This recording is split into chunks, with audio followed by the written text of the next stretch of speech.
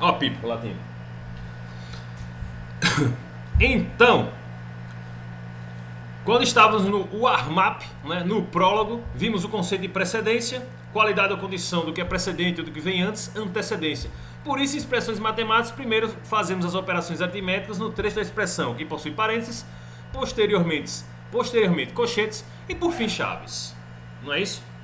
Então, está aqui uma revisão do que nós vimos na aula anterior, o conceito de variável, não é? É um local na memória do computador onde é possível armazenar algum dado, vimos isso também no prólogo.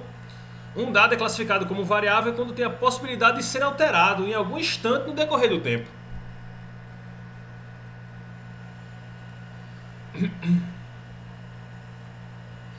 Então,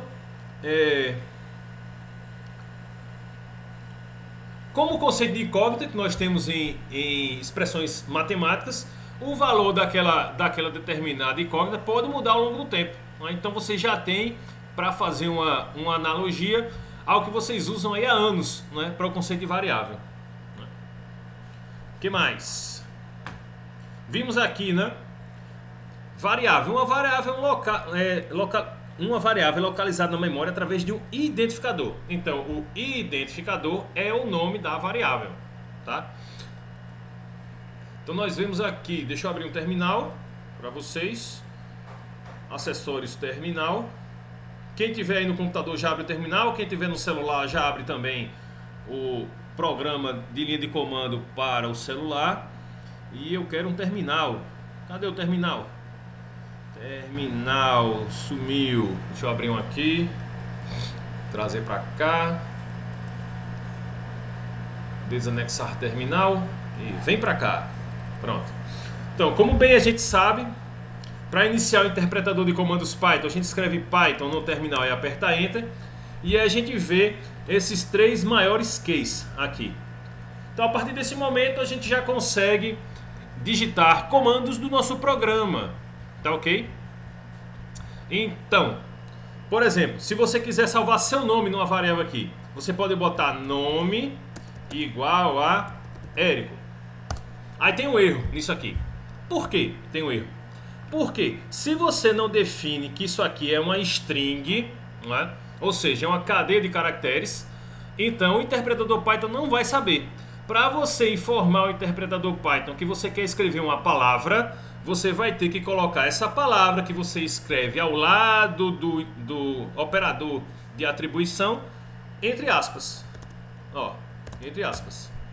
Então, nesse momento, o valor da variável nome armazena a palavra Érico. Se você digitar apenas nome e apertar Enter, ele vai mostrar para você o conteúdo da variável. Você usa o identificador para observar o conteúdo da variável. Não é? São termos que a gente já viu na aula anterior, né? Identificador, variável, operador de atribuição. O igual aqui para a gente está dizendo o seguinte: pegue esse valor que está à direita do sinal de atribuição e armazene no identificador que está à esquerda do sinal de atribuição. Você pode repetir essa frase para você. Com o operador de atribuição, o que está à direita dele vai ser armazenado no identificador que está à sua esquerda. Nada mais é do que a gente, semelhante aí, fazendo analogia com matemática, a gente estaria armazenando o valor em uma incógnita x, uma incógnita y. E claro, você pode também salvar isso aqui em valores numéricos. X igual a 10. Se você usar o identificador x, ele vai mostrar o conteúdo do identificador 10. Tá? Pessoal, estão conseguindo fazer isso aí? Estamos aquecendo aqui, que hoje a gente vai programar para valer. Então a gente está aquecendo. Respondem no chat, respondem na voz. Já abriram o terminal? Já abriram o terminal? Já estão executando o interpretador de comandos Python.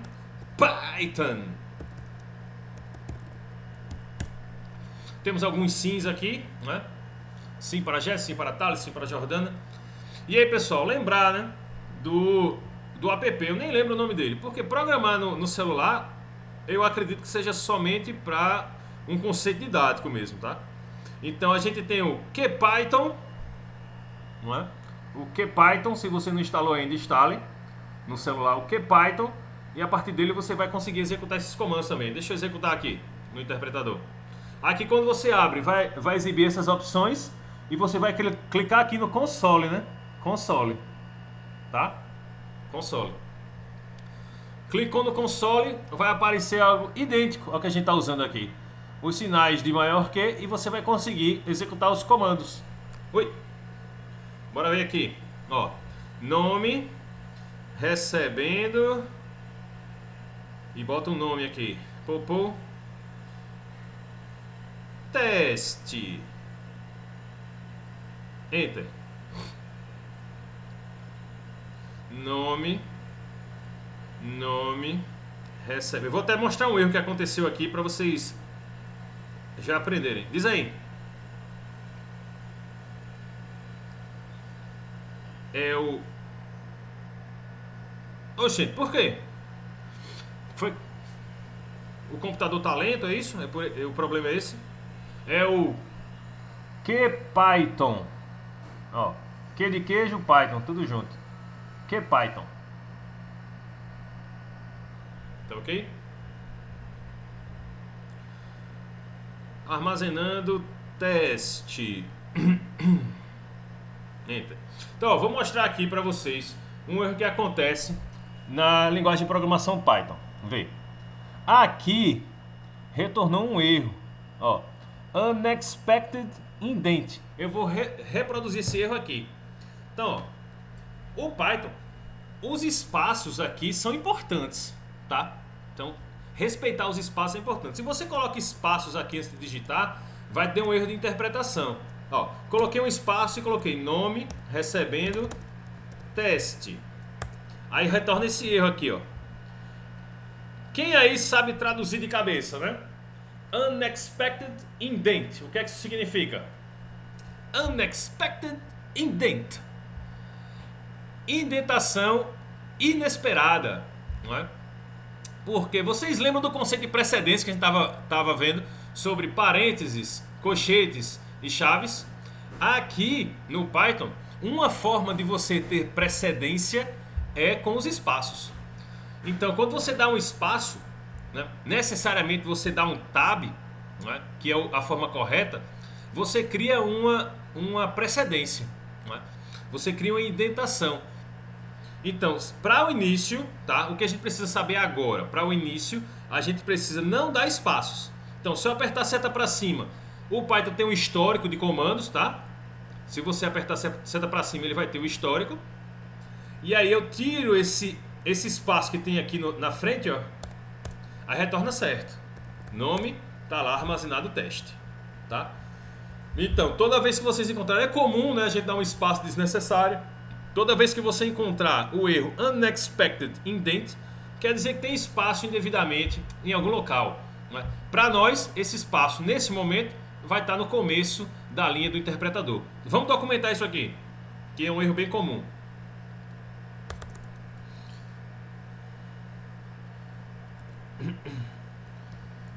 O erro unexpected indent significa que existe algum espaço a mais na linha de comando. É mais comum que esse espaço, deixa eu aumentar aqui o zoom para vocês verem alguma coisa, que esse espaço esteja no começo da linha. Agora eu quero sinceridade aí. Escreve aí no chat quem está fazendo atividade de outra disciplina. Vai, quero ver. Admite aí, estou fazendo atividade de outra disciplina. Bota aí, bota aí. Quem está fazendo atividade de outra disciplina?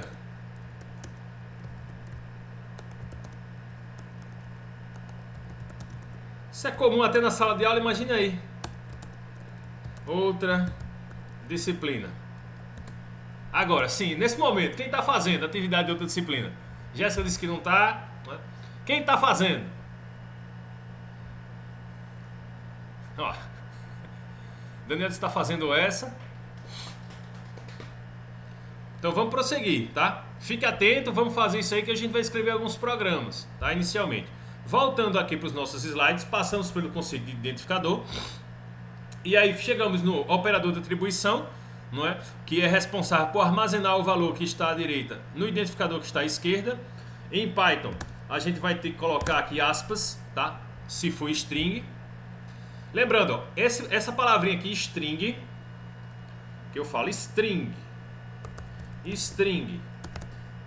trata-se de uma cadeia de caracteres, ou seja, um conjunto de letras ou números.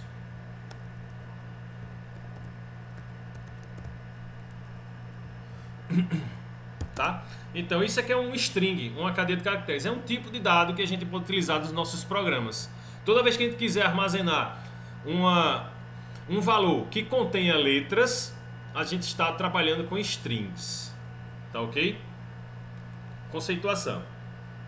Então o que mais? Então que tipos de variável a gente pode utilizar em Python?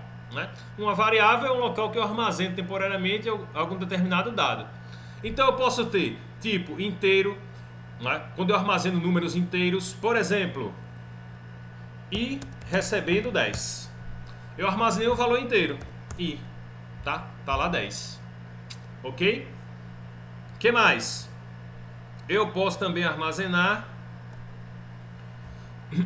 um string, a gente já viu, né? Também tem, pessoal, é muito útil em todas as linguagens de programação, você vai encontrar um tipo booleano. Alguém sabe aí o que significa booleano? Booleano. Responde aí no chat, responde aí na voz. Booleano. Alguém sabe o que significa booleano?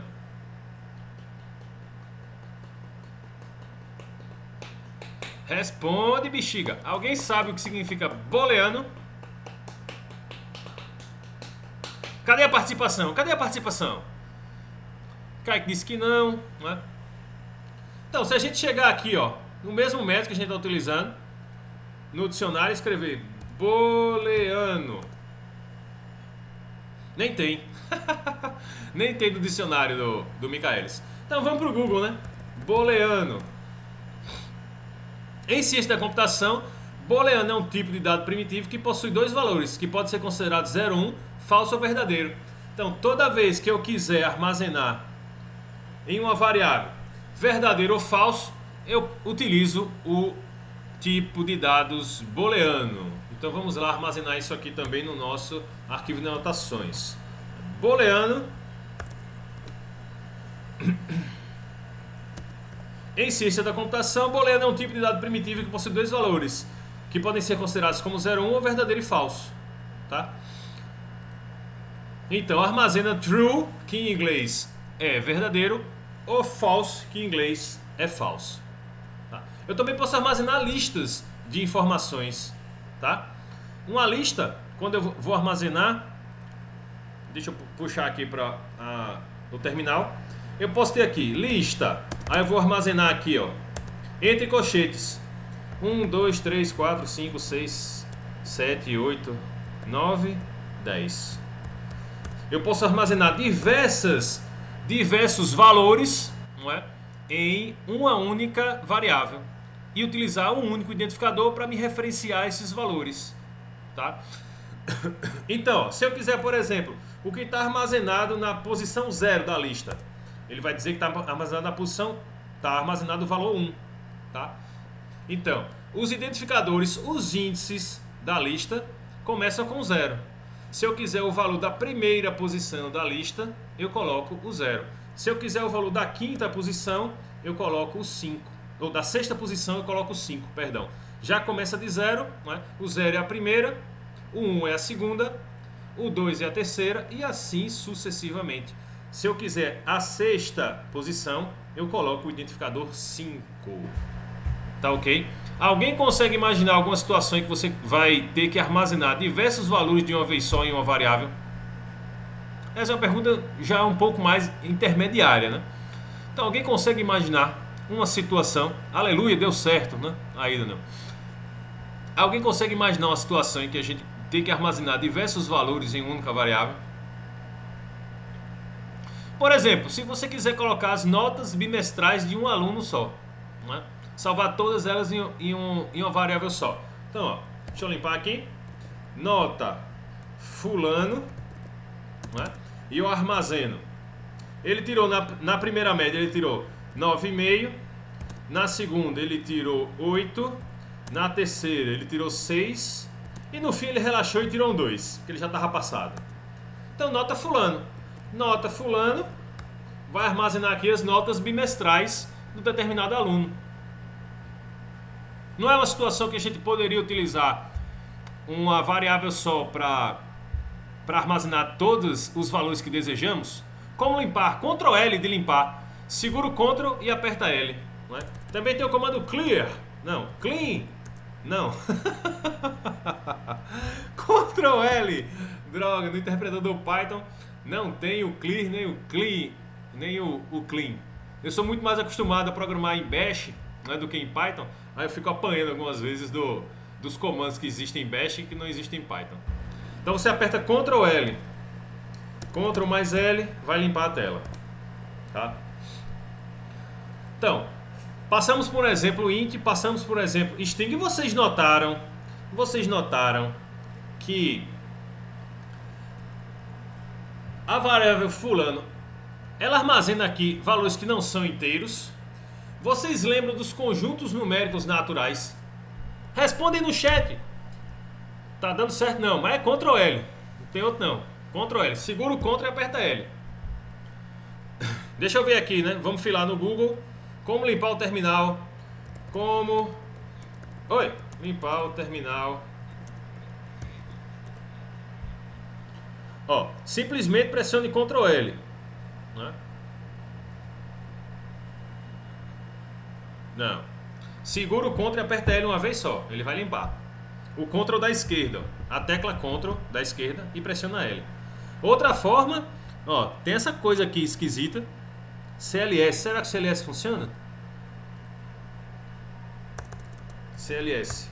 Também não.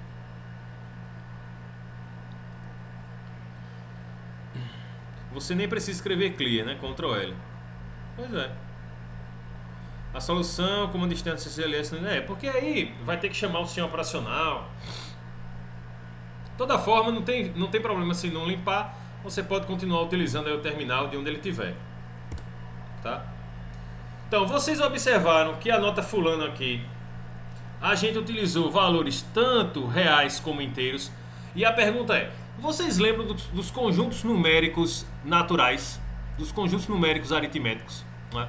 Vocês lembram que tem aquele N, né, com um tracinho do lado? Responde aí, rapaz! Tem os conjuntos dos números naturais. Sim, muito bem! Tem o conjunto dos números naturais. Tem o conjunto dos números inteiros. Não é? Depois a gente tem o conjunto dos números racionais, não é? Que é da forma de fração, Q sobre P, ou P sobre Q. Depois a gente tem os irracionais, até a gente chegar nos reais. É ou não é assim? Lembram disso? Então, nos conjuntos numéricos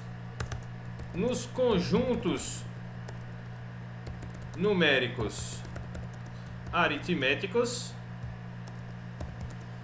temos os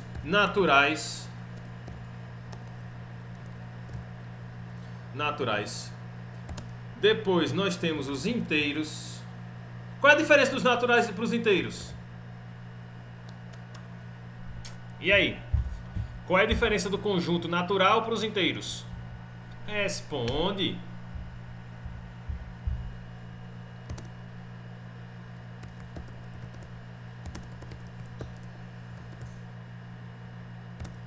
Reais e complexos. São esses. Complexos. Nos números naturais, no conjunto dos números naturais, são valores do tipo 0, 1, 2, 3, até o infinito. Lembraram disso aí agora? Naturais não tem negativo, exatamente. Né? Aí os inteiros, que são o Z, eles vão ter tanto os positivos quanto os negativos. A gente vai ter o menos 3, o menos 2, o menos 1, o 0, não é? Para menos infinito e para mais infinito. Não é? A gente tem os racionais. Os racionais são o conjunto que tem P e Q. E agora, como é que eu vou botar um pertencente aqui? Não tem inserir símbolo aqui nesse bicho. Símbolo, cadê símbolo? Caractere especial, imagem, tabela, gráfico. Caractere especial, cego. Tá aqui. Aí, símbolo, matemático. Matemático. Cadê os símbolos? Cadê o pertence? Aqui, pertence. Pronto. Pertencente aos inteiros, de forma que ele se escreve P sobre Q com Q diferente de zero. Essa é a definição dos números racionais, tá? Então é escrito da forma de fração e, como a gente sabe, não pode haver divisão por zero, então Q tem que ser diferente de zero, tá? E os reais, pô, os racionais, racionais é com Q. E os reais, não é? São, agora os reais não vamos lembrar não, como é que escreve a definição matemática. Vou ficar devendo a definição matemática dos reais, tá? Mas os reais, eles têm a parte fracionária, né? Assim como os reais têm a parte fracionária, assim como os racionais. Isso tudo para a gente chegar nisso aqui, ó, né? A gente também consegue armazenar valores do tipo racional, do tipo real, tá? Com ponto flutuante. Toda vez que você tem aqui uma parte inteira e a parte fracionária, a gente chama isso aqui de ponto flutuante, tá? Então você pode armazenar aqui nota igual a 9.5, tá? São tipos de dados diferentes, tá? Para o Python, inteiro e racional, tá? Inteiro e ponto flutuante. Tecnicamente é assim que a gente chama, tá? Inteiro e ponto flutuante. A tupla é semelhante à list, porém não pode mudar, tá? A gente vai deixar para falar sobre esses dois mais à frente, caso dê tempo. A gente vai trabalhar bastante com esses 4 primeiros, tá? Então, claro, em todas as linguagens de programação a gente consegue representar expressões matemáticas, né? Expressões aritméticas. Por isso aquela discussão também, né, justifica no começo da aula sobre parênteses, sobre colchetes, sobre chaves. Então a gente vai conseguir. Então a gente tem operações de adição, subtração, multiplicação, divisão, potenciação e radiciação. E agora a gente vai praticar essas atividades, essas expressões aritméticas básicas no interpretador de comandos Python, tá? Já escrevi algumas aqui para vocês, para a gente ficar ir mais rápido aqui durante a aula. Então, para fazer uma soma, você vai obviamente utilizar o operador de adição, tá? Então ele é válido no interpretador de comandos Python. Então a gente coloca aqui soma recebendo 10 mais 20. E aí, pessoal, se você quiser imprimir na tela qualquer valor de uma variável, você vai utilizar o comando print, né, que é imprimir em inglês, print. E aí, se você quiser, vê só, se você quiser digitar mais de um comando antes de apertar Enter no interpretador de comandos Python, você divide os comandos com ponto e vírgula. Então, print soma. Então eu estou executando 2 comandos em uma linha só no interpretador. Então, mais uma vez, toda vez que você quiser digitar mais de um comando de única vez no interpretador em uma linha, antes de digitar o Enter, você separa os comandos por ponto e vírgula, tá? Então, Enter. Então, aqui teve o primeiro comando que armazenou o resultado da operação de adição 10 mais 20 no identificador soma, e logo depois eu imprimi o valor do identificador soma, né? Imprimi o valor da variável, cujo nome é soma, no terminal. E ele mostra 30. Mesma coisa aqui, ó, soma 30. Estão conseguindo fazer isso aí?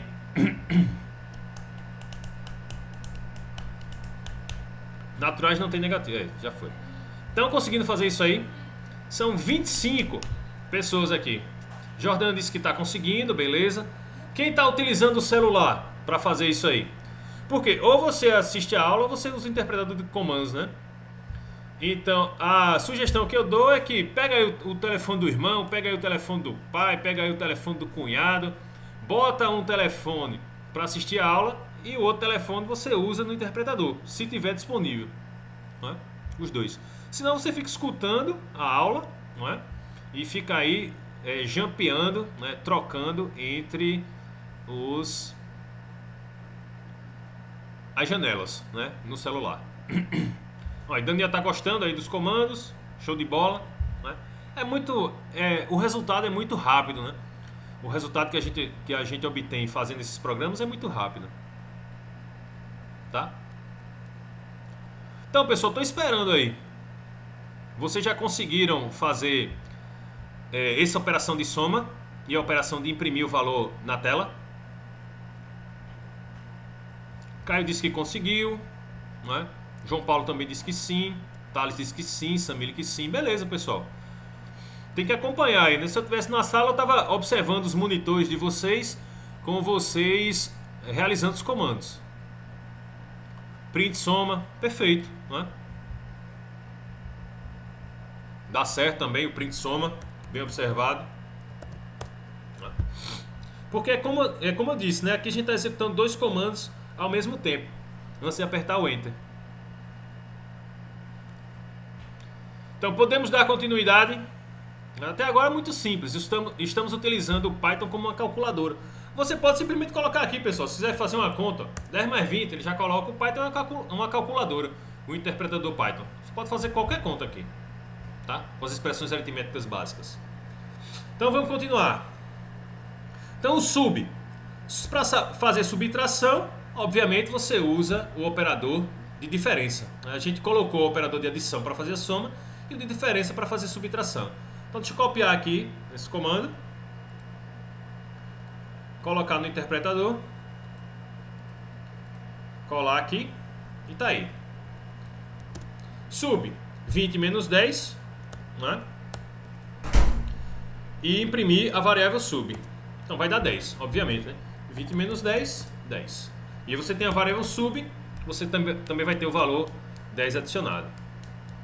Soma tem 10, soma tem 30 e sub tem 10. Você pode fazer soma menos sub e vai dar 20. Você pode fazer diretamente com os identificadores das variáveis, tá?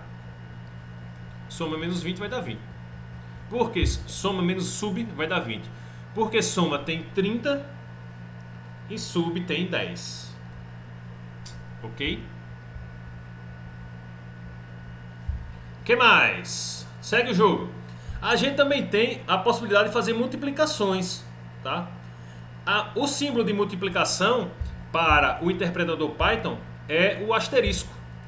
Então, você pode fazer M recebendo 20 asterisco 10, ponto e vírgula, print M. O que é que vai aparecer aqui como resultado? Assim que eu apertar Enter. Escreve aí no chat, fala aí na voz.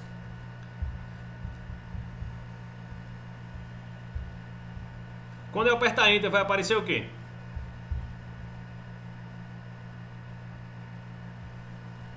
Né? Ou melhor, não é soma, é multiplicação, perdão. 20 vezes 10 dá 200. Vai aparecer 200. E a variável M vai conter 200. Ok?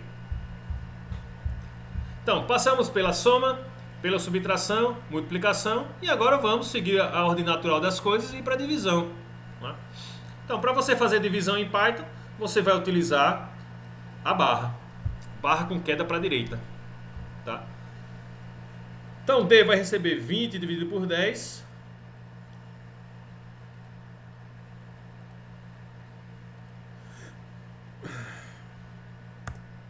Vai receber 2. Né? Note que aqui já aparece com ponto flutuante. Né? Agora, vamos imaginar o seguinte. Eu divido... D vai armazenar 25 dividido por 10. Né? Já vai exibir a parte fracionária. Aí.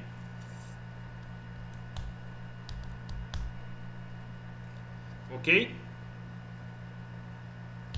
Então, soma, subtração, multiplicação e divisão. Você pode brincar aí com esses símbolos à vontade, tá? 3 vezes 5 dá 15. Aí tem aquela história da precedência, né? 3 vezes 5 dividido por 5 vai dar 3, não é? 5 dividido por 5 vezes 3 vezes 3 vai dar 3, do mesmo jeito, não é? Se eu quiser primeiro que a divisão seja feita, não é? Então eu coloco os parênteses na frente. Então, ó, dividido por 4, aí vai dar 3,75, né? Se eu quiser que a divisão seja feita antes, eu coloco os parênteses, assim como na expressão aritmética. Tá? Nesse caso não deu diferença de resultado. Então, as operações de multiplicação e divisão, elas têm a mesma precedência. Quem aparecer primeiro vai ser operado primeiro. Tá? Se você quiser mudar a precedência, você tem que colocar os parênteses, como acontece nas expressões aritméticas tradicionais. Isso. Daniel colocou M vezes D dividido por D. Isso aí.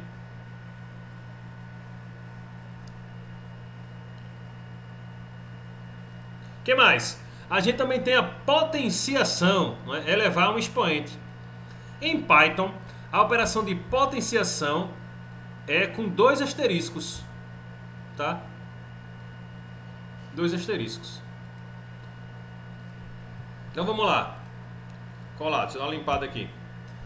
Então o que é que vai aparecer aqui? Vai aparecer o resultado de 4 elevado ao quadrado. 4 elevado ao quadrado é 16. Tá aí o valor. 16. Tá?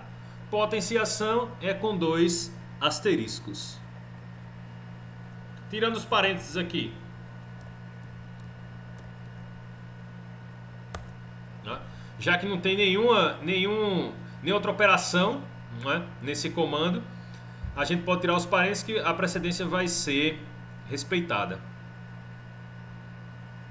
Ok?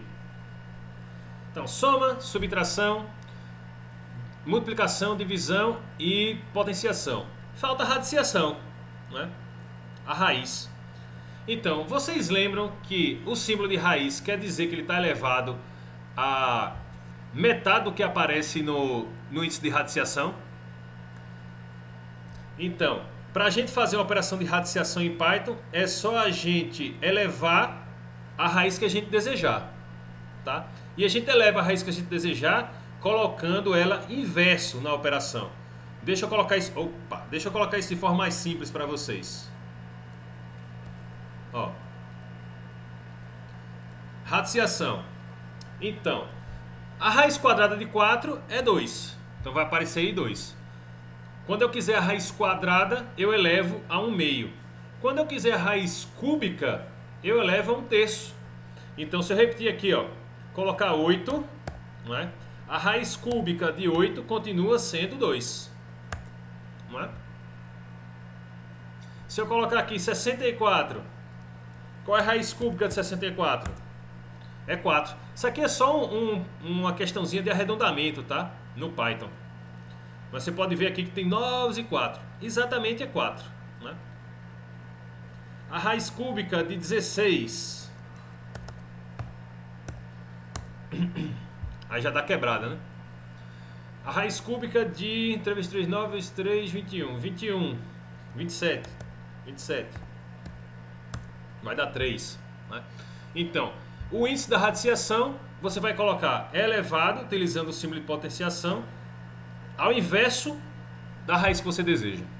Tá? Se for cúbica, se for quadrada, se for raiz quádrupla, quíntupla, seja lá qual for, você vai utilizar o inverso dela. É assim que você chega à radiciação em Python. Ok?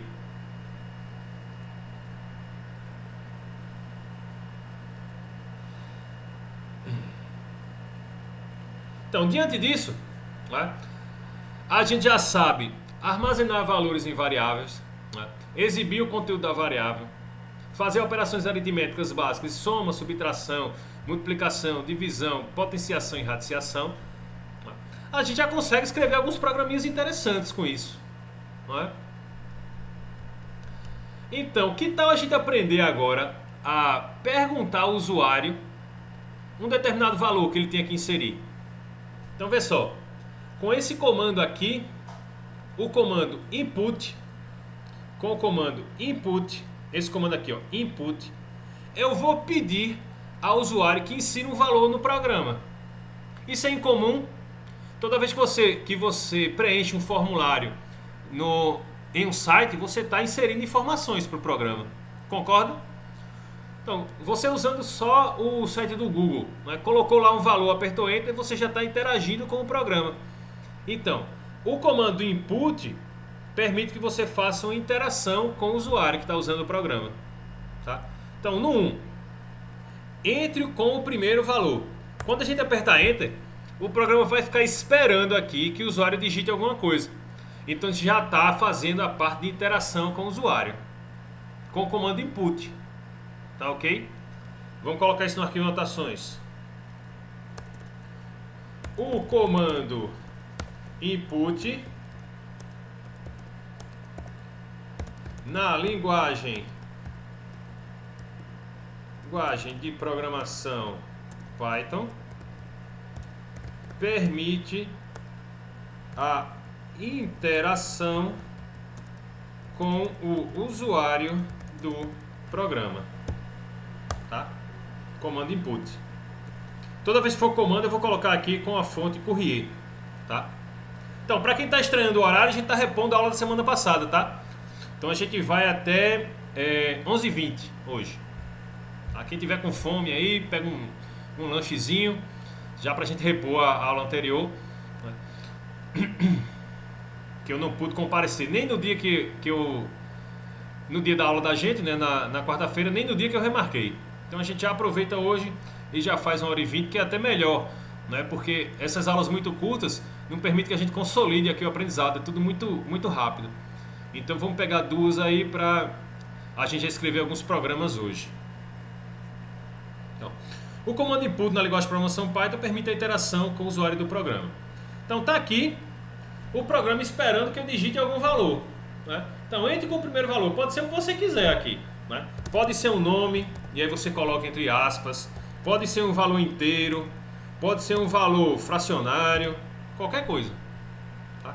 Como aqui o nome da variável é num, então já que é num, né, é porque a gente está esperando que o usuário insira um valor numérico. Tá? Então, num armazenou 1.5. Então, se eu colocar aqui no 1, né, no 1 armazenou 1.5. Se eu colocar no 1, ele vai mostrar 1.5.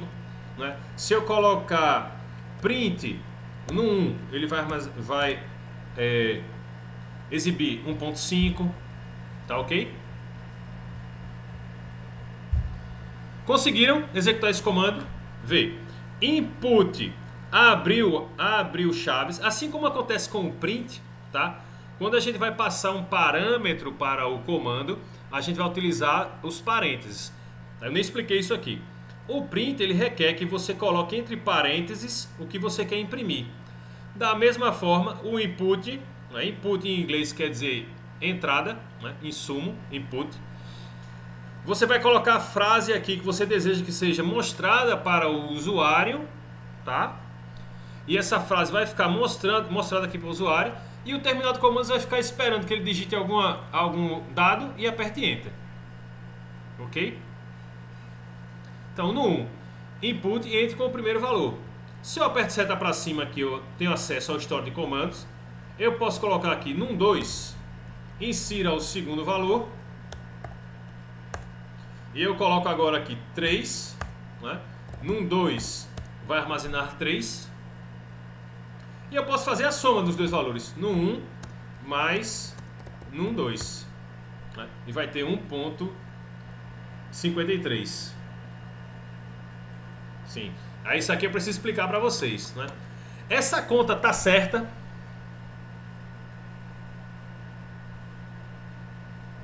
Essa conta tá certa? Não. Né? Ana Júlia respondeu que não tá certa. Né? Por que não tá certa? Devia dar quanto?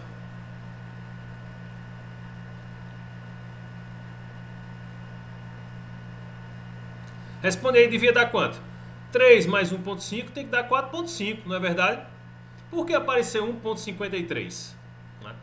Vocês observaram que quando a gente digitou no 1, o valor apareceu entre aspas. Responde aí. Você observou que quando a gente digitou no 1, o valor apareceu entre aspas?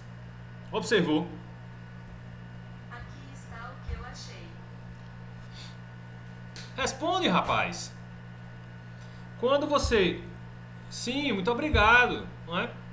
Sim, a Ana Júlia também disse que sim, beleza. O que é que isso significa?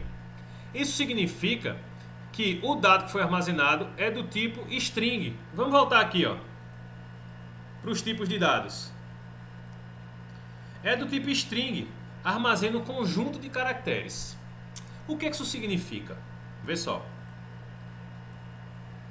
Isso significa que quando eu coloquei aqui para somar, ele está somando duas strings. Ele está somando dois nomes. E o que é que isso significa? Essa operação, quando você une duas strings, é chamada de concatenação. Vamos colocar isso no arquivo de anotações. Concatenação é a junção, união, né? Junção significa união, de variáveis do tipo string, tá? Então vê, para vocês entenderem de uma forma mais sucinta, vê só. Então eu podia colocar aqui, ó, para ficar mais lógico, eu podia colocar aqui, ó, palavra, nome 1, e colocar insira seu primeiro nome. Insira seu primeiro nome. Aí eu vou colocar aqui Maria. E nome 2, insira seu segundo nome. Seu segundo nome. E colocarei aqui Silva. Né? Quando eu faço nome 1 mais nome 2, vai aparecer aí, Maria Silva. Entenderam? Então, quando o tipo de dado é string, ou seja, é um cadeia de caracteres, uma palavra, o operador soma não é o operador de adição, ele é o operador de concatenação. Então, o que é que isso permite que a gente compreenda? Um mesmo símbolo pode ser utilizado para funções diferentes, dependendo das variáveis que são apresentadas para o símbolo, tá? Como nome 1 e nome 2 são do tipo string, então quando eu uso o operador mais, ele não vai somar valores numéricos, ele vai concatenar palavras. Isso está complicado? Ou está simples? Dá para entender?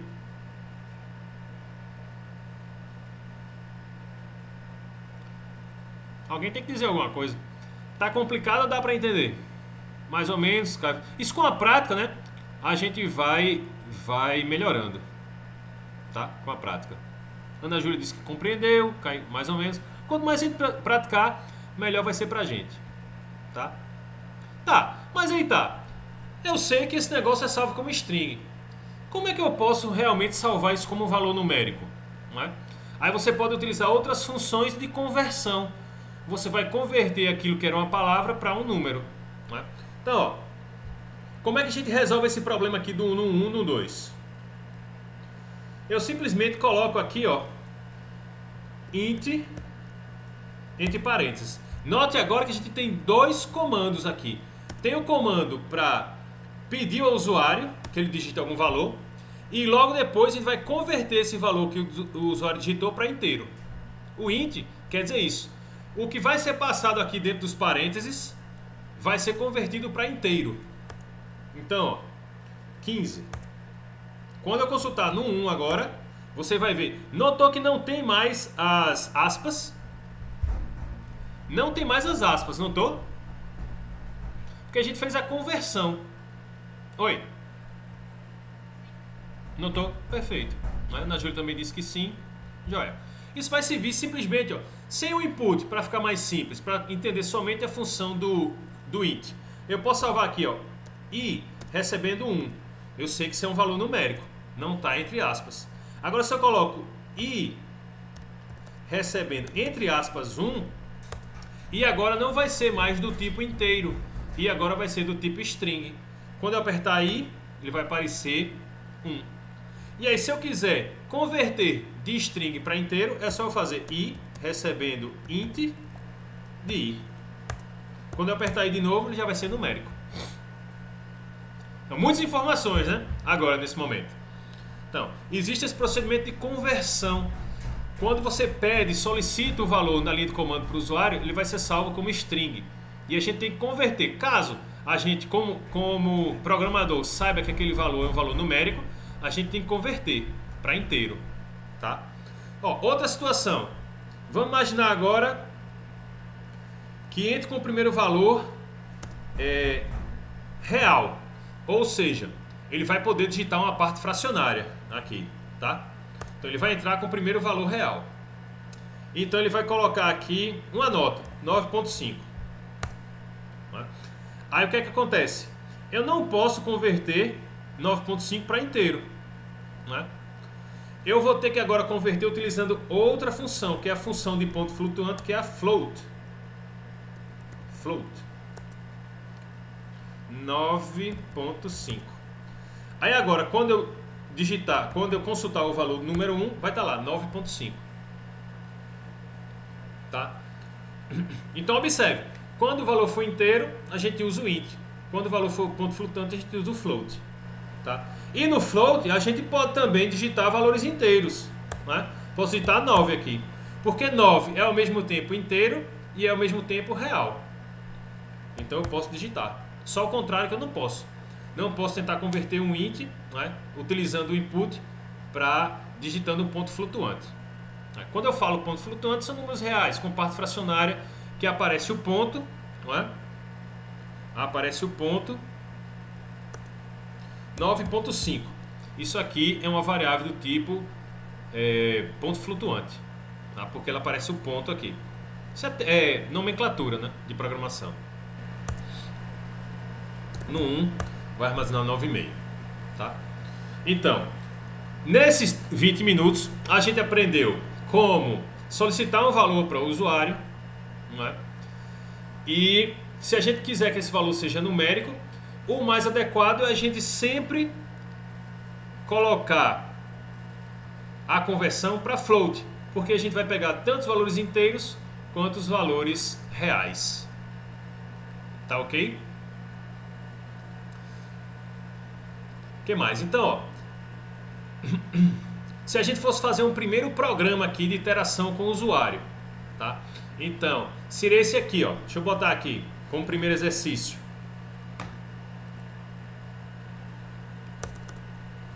Exercício. E colocar aqui a primeira questão. Faça um programa que peça 2 números e imprima a soma. E aí? Topam o desafio? Faça um programa que peça 2 números e imprima a soma.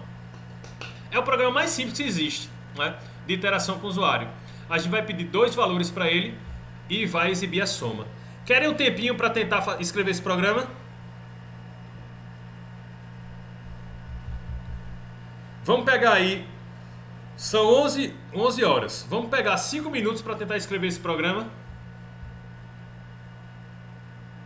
Então tá valendo. 5 minutinhos para tentar escrever esse programa, tá? Vocês vão usar o input, vão usar o float. Vou deixar aqui, ó, o terminal para vocês verem diversos comandos que a gente utilizou, tá? Para poder fazer esse programa. Eu vou fazer a pausa para o sanitário, rapidinho.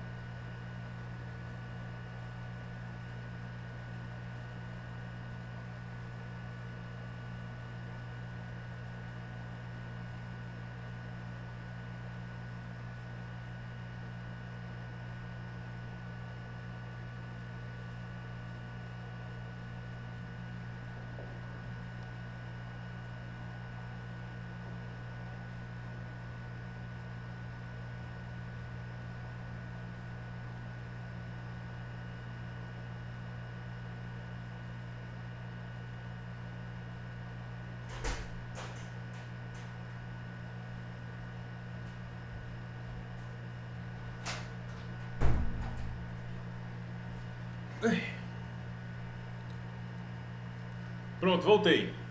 Quem quer ajuda?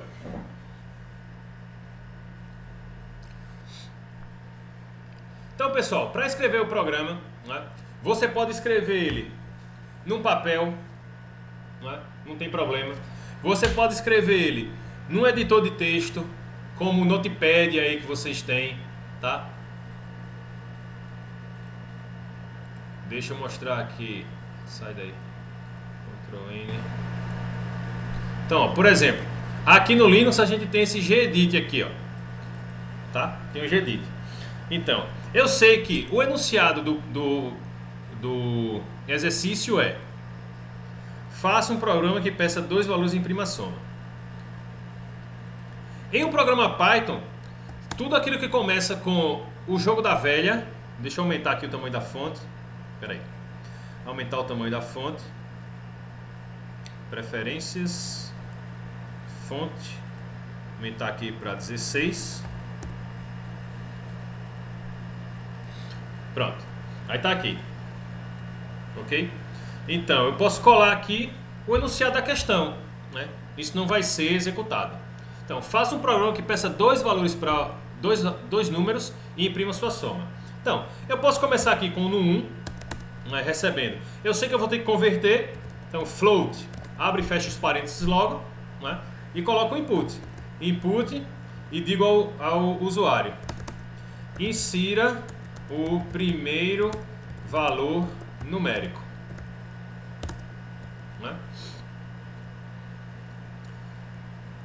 Aí depois eu peço o segundo valor numérico. No 2, float, insira o segundo valor numérico. Valor numérico. Tá aqui. No final eu faço... Posso usar... Ó, tem várias formas de resolver, tá? Primeiro eu posso simplesmente fazer o print no 1 mais no 2 e ele vai exibir a soma. Tá? Beleza. Então eu escrevi esse programa aqui no editor de texto. Tá? Como é que eu executo lá no interpretador? É só você copiar as linhas, copia, e vai lá no interpretador e cola. Tá? Aí já deu uns erros aí, né? Vamos ver o que foi que aconteceu. Deixa eu ver aqui. Could not convert string to float. Input, insira o segundo. Insira o primeiro. Lá. O que foi que aconteceu? Qual é a digitação que tem aí?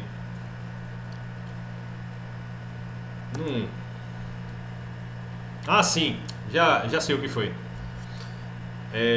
Você tem que sair copiando e colando linha a linha para poder interagir com o programa. Insira o primeiro valor, 1.5, né? Aí depois insira o segundo valor, que é 2, por exemplo, e depois você coloca o print da soma. Ele nem copiou aqui o print da soma. Print no 1 mais no 2. 3,5. Tá? Então você copia linha a linha. Tá? Agora existe uma forma muito mais prática de fazer isso, tá? Que é você salvar o arquivo. Então vou salvar aqui o arquivo. Vou salvar o arquivo. Vou salvar aqui no meu diretório IFAL. Ainda é o ano letivo 2020. Informática básica. Vou criar aqui um diretório Python. Tá? E vou salvar aqui soma.py. A gente usa a extensão .py para indicar que isso é um programa Python. Isso é obrigatório? Não. É só para você identificar que aquele arquivo é um programa, aquele arquivo está armazenando um programa da linguagem Python. Tá? Salvei. Então, quando você salva, o editor de texto já reconhece que aquilo é um programa Python e já coloca aqui cores. Tá? Já coloca algumas cores. Tá. De posse disso aqui, como é que eu executo esse programa na linha de comandos? Aí é simples, tá? Você abre um terminal aqui. Onde foi que você salvou o arquivo? Eu salvei em 2020, introdução, 2020, como é o nome da disciplina? Informática, Python. E digito Python e o nome do arquivo. ele já vai executar o programa. Tá vendo aí? Aí insira o primeiro valor, 5, insira o segundo valor, 20 e exibe a soma, 25. Então é assim que você armazena um programa e o executa em Python. Tá? Você salva e executa. Ok? Então, fazendo uma retrospectiva do que a gente viu até agora. Começamos com a revisão do conceito de variável e de identificador, né? Vimos as operações aritméticas básicas que o interpretador Python pode executar, não é? Vimos o comando input, que é o comando de interação, que permite que o programa interaja com o usuário, solicitando, por exemplo, valores, não é? Vimos o operador de conversão para inteiro e para ponto flutuante, não é isso? E agora, para a gente executar um programa que a gente escreveu, a gente pode usar um editor de texto, qualquer editor de texto, salvar esse arquivo, não é? E indicar o interpretador onde o arquivo está para executá-lo. Então esse vídeo vai ser muito legal, porque vai permitir que você reproduza tudo aquilo que a gente viu na aula de hoje. Tá? Então, eu acredito que haja dúvidas, não é? E vou abrir um espaço aí para vocês perguntarem quais são as dúvidas que vocês tenham até o momento. Enquanto vocês perguntam as dúvidas, eu vou colocando aqui algumas observações.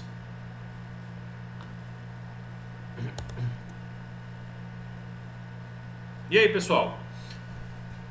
Tá difícil? Tá conseguindo acompanhar? Como é que tá?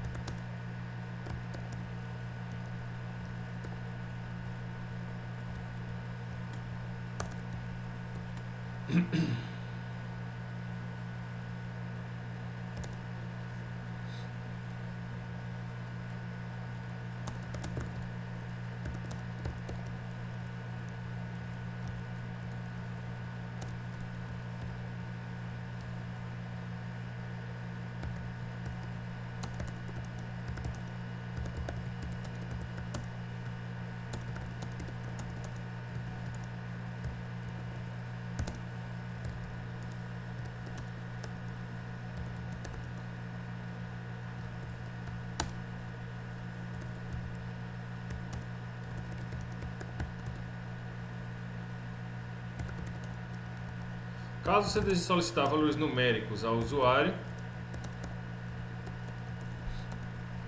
você pode converter a string para o valor numérico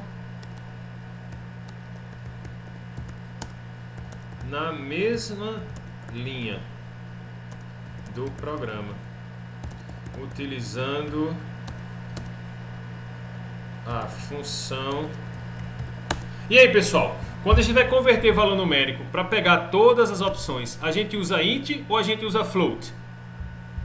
Respondem no chat.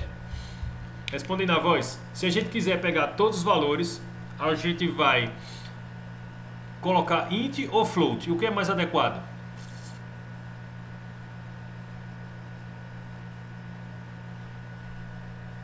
É o float, né? Porque ele vai converter tanto quando o valor for... Isso, Caio. Aí vai converter tanto quando for inteiro, quando for ponto flutuante, né? Isso aí, o float. Beleza.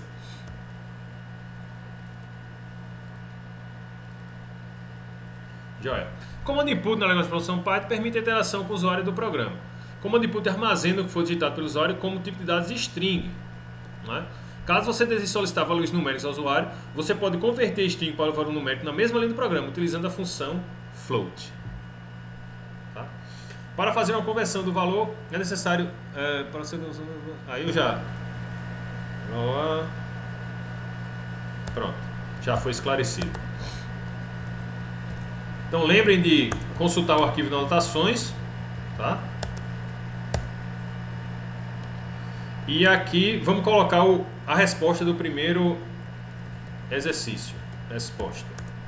Então vou colocar aqui dentro de uma tabela, tudo aquilo que for código vai ficar aqui com a tabela. Vou colocar aqui o fundo cinza, tá? E vou copiar e colar aqui o programa, tá? E aí a observação, né? O interpretador Python pode não ser o local mais adequado para executar programas que contenham muitas linhas.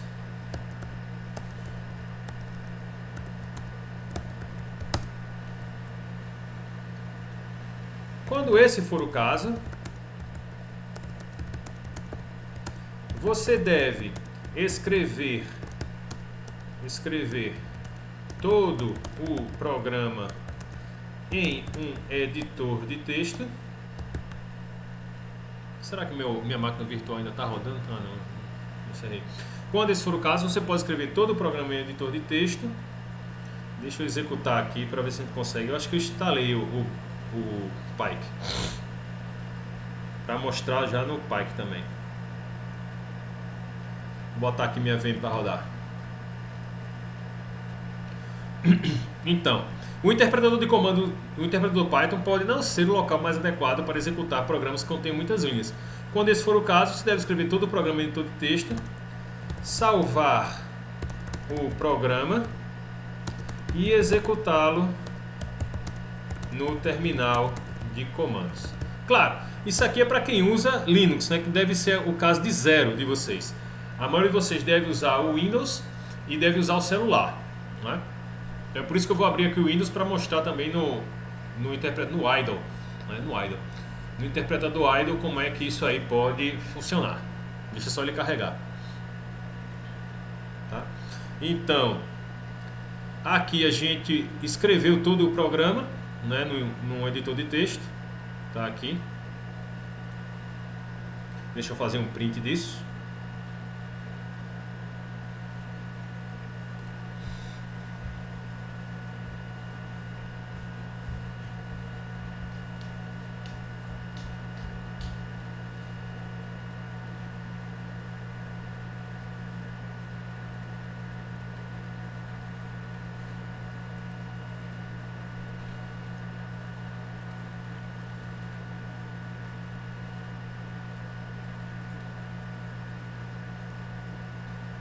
X, Ctrl V, vamos aqui. Por exemplo, a imagem abaixo exibe o programa escrito no editor de texto Gedit. Logo após o programa ser completamente escrito, ele foi salvo com o nome soma.py. Recomenda-se utilizar a extensão .py para identificar programas escritos na linguagem Python, embora isso não seja obrigatório.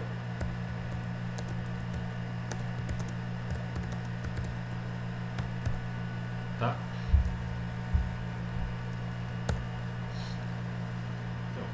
Para executar o programa, a partir do terminal de comandos, utiliza-se o comando Python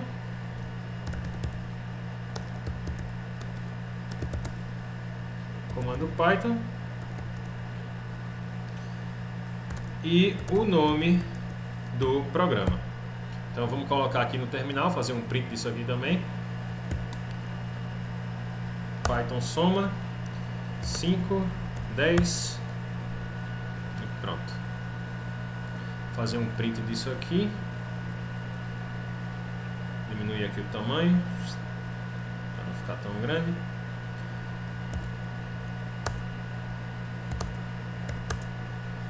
Fazer um print disso aqui. Ok. Criar tela. Tirar. Ctrl X. Ctrl V. Pronto. Tá aí. Deixa eu abrir aqui meu Windows. Acho que eu instalei o Idle naquele dia que a gente falou dele, acho que está instalado.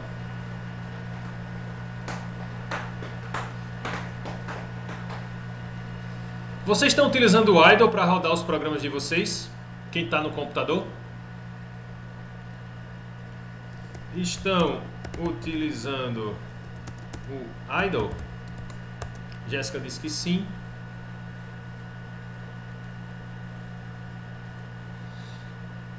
Deixa eu ver se eu consigo carregar aqui meu Windows antes do término da aula, para mostrar também no Idle.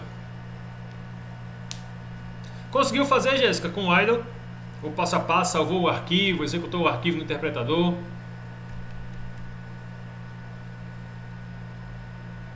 Pronto, beleza.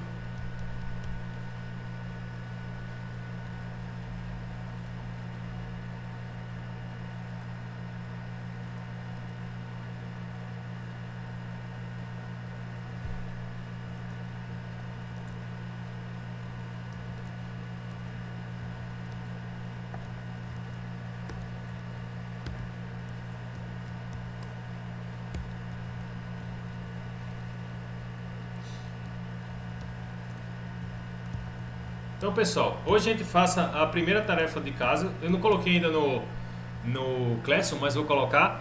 E já vou colocar aqui no arquivo de anotações para vocês verem, tá? Os exercícios para casa. Então, com tudo que tem no vídeo hoje, vocês conseguem resolver esses exercícios, tá? Então tá aqui, ó. Primeiro, faça um programa que peça 4 notas e mostre a média. Faça um programa que converta metros em centímetros. Aí como é que você faz isso? Faça um programa que peça o raio do círculo e calcule e mostre sua área. Faça um programa que calcule a área de um quadrado e em seguida mostre o dobro dessa área para o usuário. E quinto, faça um programa que pergunte quanto você ganha por hora e o número de horas trabalhadas no mês e calcule e mostre o total do salário do referido mês. Já é legal aí, já dá pano pra manga pra... Eu quero ver ninguém me chamar no WhatsApp agora. Vocês passam a semana aí sem falar nada, né? O que é Idle? Idle é o programa de interpretação, é o interpretador Python para o Windows, não é? É isso que ele é. O interpretador Python para o Windows. Deixa eu ver se eu já instalei ele aqui.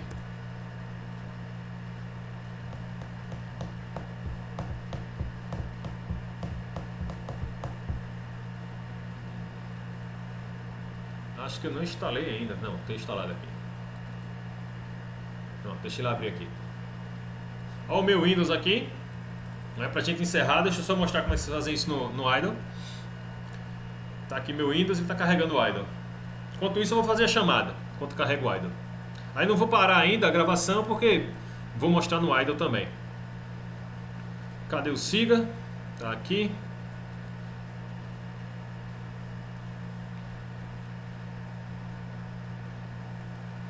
Então tá aqui, né? O interpretador. Tá aqui o Idle.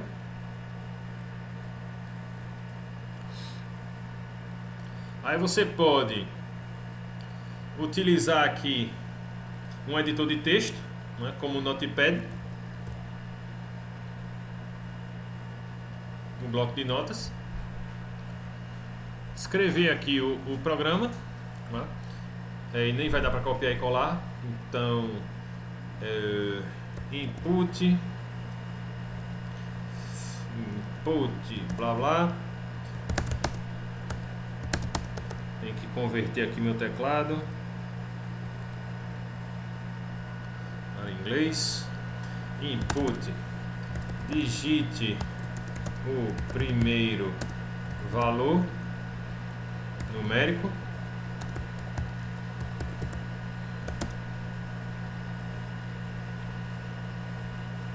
E recebendo aqui no 1, recebendo com float, digite o primeiro numérico. Aí ficou fácil, né? Copiou, colou. No 2, digite o segundo valor numérico. E coloque aqui no 1 mais no 2. Salvou isso aqui.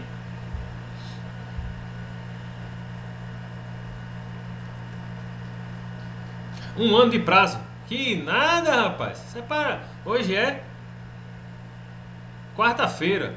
A aula da gente na próxima quarta. Tem que ver isso aí na terça. Pronto já. Não. Então deixa eu salvar aqui no IFAL. Informática básica.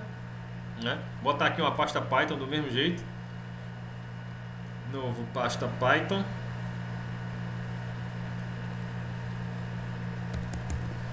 E salvar aqui como soma.py.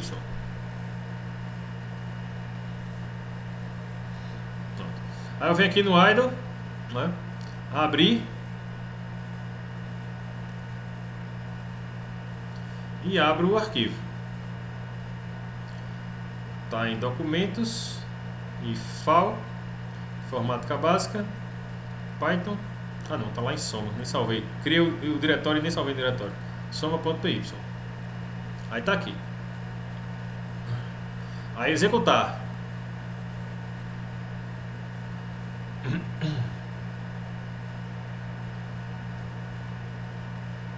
Tá aqui não respondendo, vai executar aqui. Pronto. Aí tá aqui o programa. Digita o primeiro valor numérico, 10. Digita o segundo valor numérico, 15. Cadê o print? Ah, eu não botei o print. Deixa eu botar o print. Print. Mais no 2. Salvei. Tá? E é só ficar reexecutando, tá, pessoal? RAM modo. Aí. 10. 15. E tá aí 25. Beleza? Aí eu vou parar a gravação agora, para o vídeo não ficar ainda mais extenso. Vamos ver onde é que ele vai parar hoje. Interromper a gravação. É sempre contigo, Jéssica, o negócio. Aí tu bota lá o vídeo no mural, por favor. É verdade.